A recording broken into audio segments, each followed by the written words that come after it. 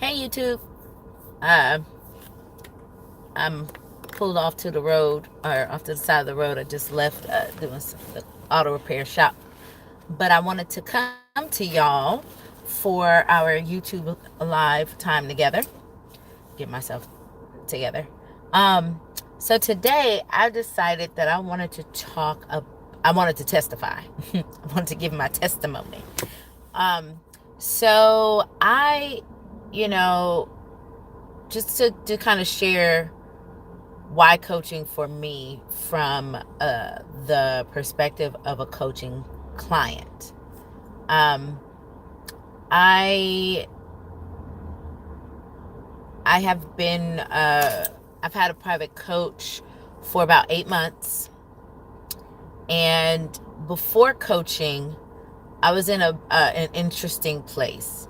Um, from the outside, I definitely um, would have been viewed as successful, have a thriving business that I started 7 years ago with Music After School. I've been singing professionally um, in Atlanta since I moved here in 2010. My daughter is 17, is, thriving. I have amazing relationships with my family. um, just so many different things going on. Um, and also I became aware that it felt like I had hit a ceiling. I knew that there was more for me. I knew that there was more for me to be in the world and to create in the world. Um, and now I have the language for it on the other side of things, but it's just really like I had the methods that I had access to, that I was using, that had worked for me before, they had reached their limit. They had reached their potential. And I wasn't sure what to do about that, and didn't really know much about coaching. And I posted I posted on Facebook. I tend to muse there, and a colleague and a colleague of mine saw the post, and she says, "Girl, are you a coach? Or do you have a coach?" And I was like, "No, I probably need one, or probably need to be one." And she said, "We need to talk." So we ended up having a conversation over an hour long, where she shared with me how she's been a leadership and life coach for the past 5 years. And she and I know each other. We met each other at an opera training program. So she's been a coach for 5 years. And she was just like, "Girl, like this is you." And I was like, this really sounds like a key. That's like the representation that I have for it. Like, just this imagery of, there's this door, and I knew that there was more on the other side, but didn't know how to access it. And it felt like she was giving me a key to unlock the door. And so she set me up with 3 of her colleagues to have sample coaching sessions, just so that I can experience what coaching was like. And I was sold right away. I was just like, oh my goodness, just this opportunity to really dig deep and consider things that I hadn't considered before, see things in a new way. So I went ahead and signed up for this coaching training program, accomplishment coaching. Get comfortable. And accomplishment coaching it's a year-long certification program. And part of that certification includes being assigned your own life coach. And so that was exciting for me. I was like, yes, let's do it. Let's get to this work. Um, and, as a doer, I'm always ready to go. Like, let's move forward. Let's do it. Let's sprint ahead. And I was very surprised to find the nature of the work that we were doing. Certainly the goal is to propel the client forward. Um, but it didn't go in the way that I thought it would, which makes sense, right? Because I had exhausted, my skill set, and its potential to take me to the next level. And so now I was being asked to do things a different way. Um, so like I said, I've been doing coaching. I've been a coaching client for 8 months. And just to run down some of the things, some of the outcomes that I've had, as a result. I mentioned this on an earlier video.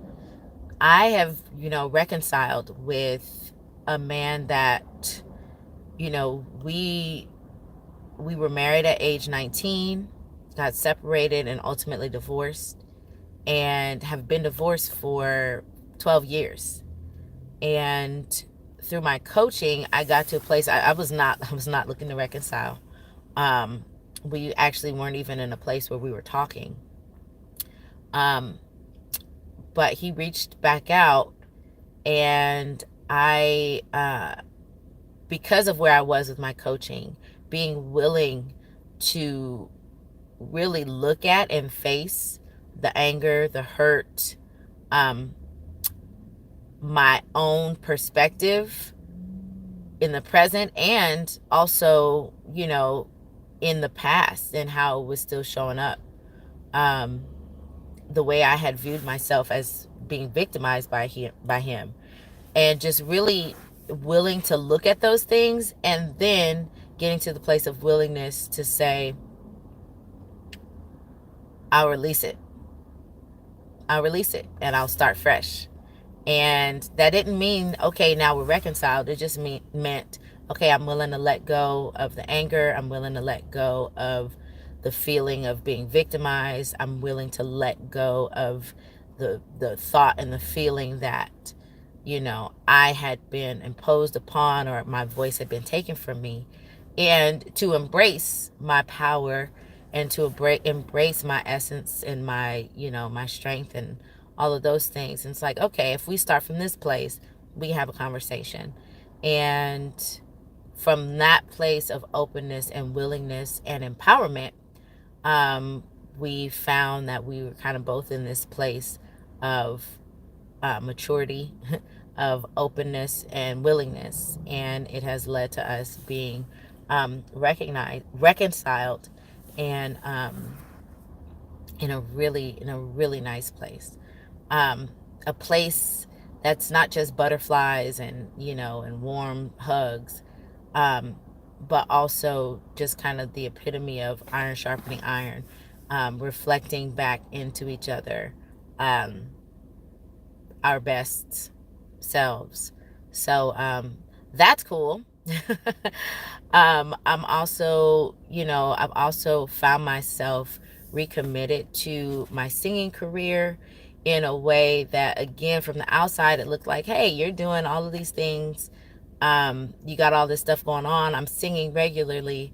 But I knew I was BSing myself. I knew that I was not singing, performing, pursuing at a level that really poured out from passion, at a level that was truly the vision of the career that I wanted.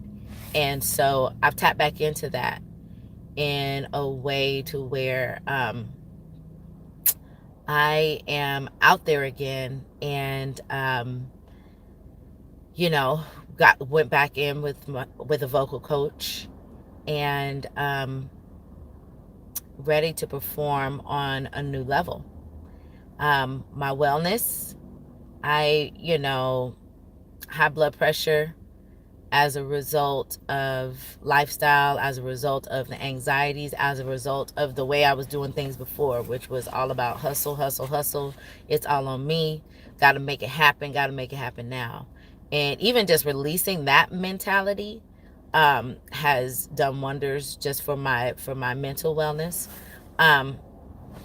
But just now I'm in a place where I'm committed to working out, not driven by the taskmaster that says I got to do it or else, but really inspired from a place of nurturing and loving on myself and creativity, really, because it's exciting to sculpt the life and the body and the insides that I want to see that represent the essence, the highest of who I am.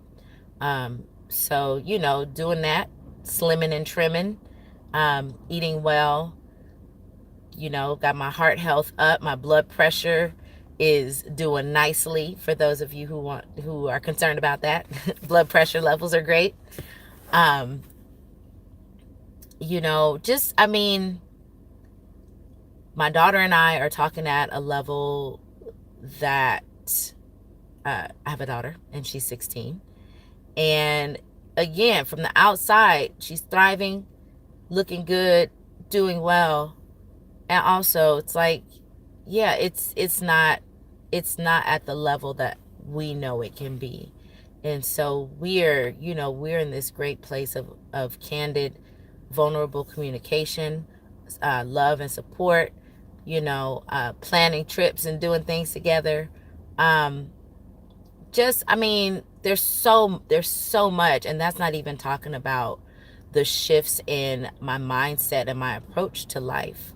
Um, you know, no longer, like I said, driven by fear or either or consequences, but really coming from this place of being connected and grounded in who I am and then deciding from there.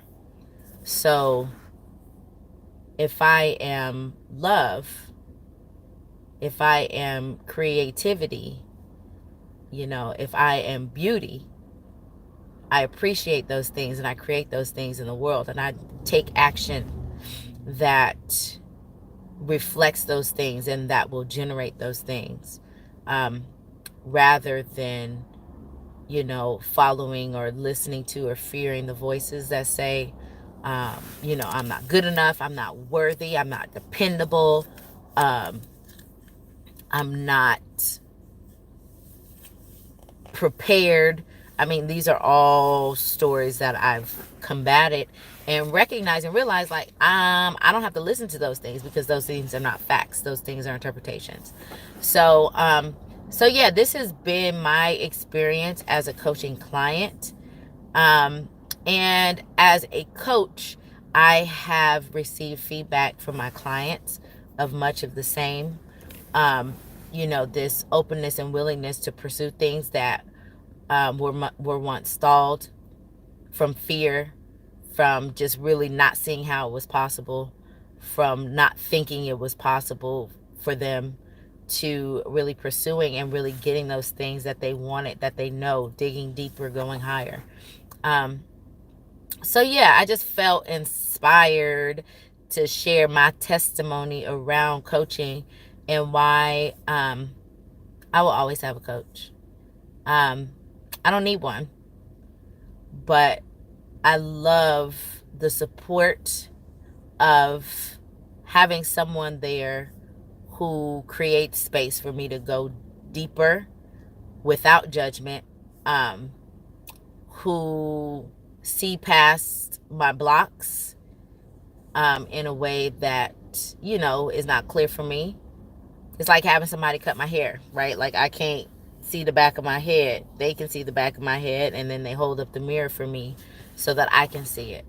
And that is something that having a coach provides for me, because I want to have clarity and be real about my life, because I plan to mean a lot to this world. And I ain't got time to be sitting back here happy in my blind spots. I acknowledge that they exist and am willing to set what needs to be in place in order to navigate around them and to refocus and restructure. So yeah, that's why I will always have a coach. And that's why I am passionate about the work that I do as a coach, because it feels and is exhilarating for me to be able to provide that for somebody else, because I know what it does to transform. So I'm ready to be out in these streets, um, changing the world on my, in my own space, and also helping to facilitate that for, y'all out there who are ready, to take on the same mandate. So anyway, that's enough about me. I hope y'all have a wonderful week, and I'll